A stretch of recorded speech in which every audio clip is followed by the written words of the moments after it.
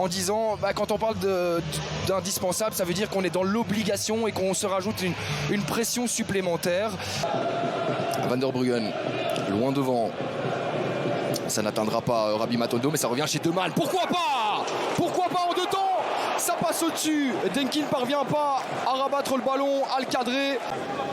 4 corners ont été inscrits par le Cercle cette saison. Il est joué différemment cette fois-ci en deux temps avec Rabbi Matondo. Attention, Otic qui va tenter sa chance.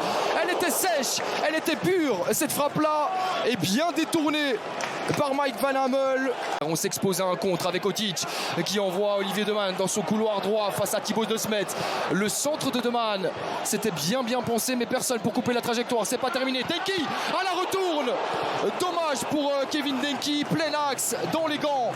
Pas le temps de s'ennuyer, pas le temps de respirer. Et heureusement que le Cercle est là pour proposer du jeu. Encore un corner en faveur de Otic. Cette fois-ci, ça finit au fond. Eh bien oui, ça devait tomber. Et c'est tombé encore une fois sur phase arrêtée. On le disait, c'est évidemment la force. Et le Cercle qui prend donc les commandes de la rencontre. Une nouvelle fois, le Berscott est mené.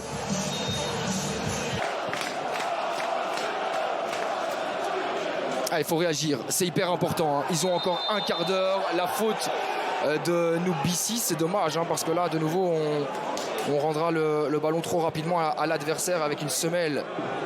Prendre un méchant coup pendant le repos.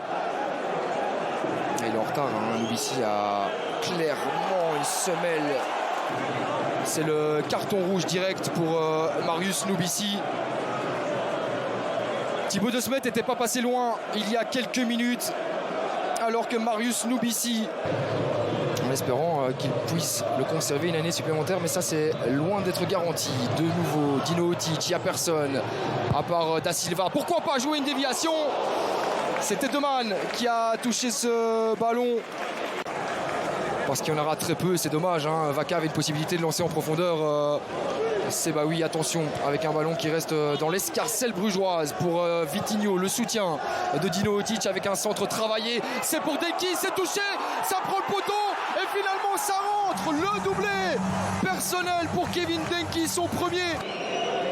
Un petit suspense au niveau d'une position. On trace la ligne en ce moment.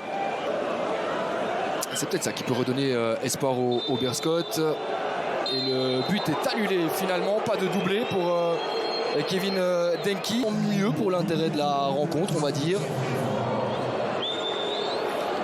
Et c'est juste, Deman est en position de hors-jeu et il influe dans la phase. C'est une décision correcte, bien vue. C'est vraiment dommage pour Denki par contre. Et Da Silva qui percute vers l'avant, personne ne sort sur le porteur. Attention, Vitinho sur son pied gauche.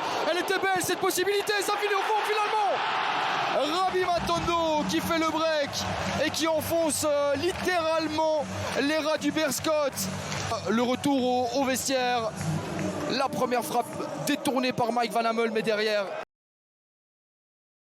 toujours debout en train d'applaudir là-bas. Malgré le mauvais temps, le froid, la pluie, le vent et surtout le résultat actuel. Attention à ne pas définitivement sombrer. Deman, non! L'arrêt de Mike Van Hammel. Quelle belle parade de la part du gardien anversois.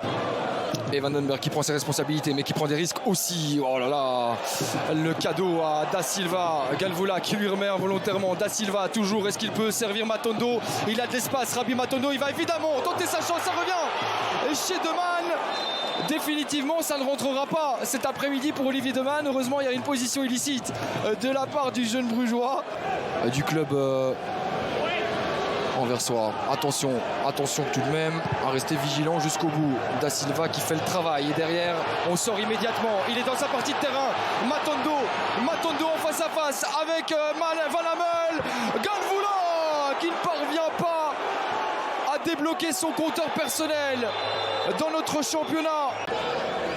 Attention à ne pas tomber dans la provocation tout de même. C'est fait, c'est terminé. Le Cercle s'impose méritoirement 2-0 ici à domicile sur cette pelouse du Jan Bredel.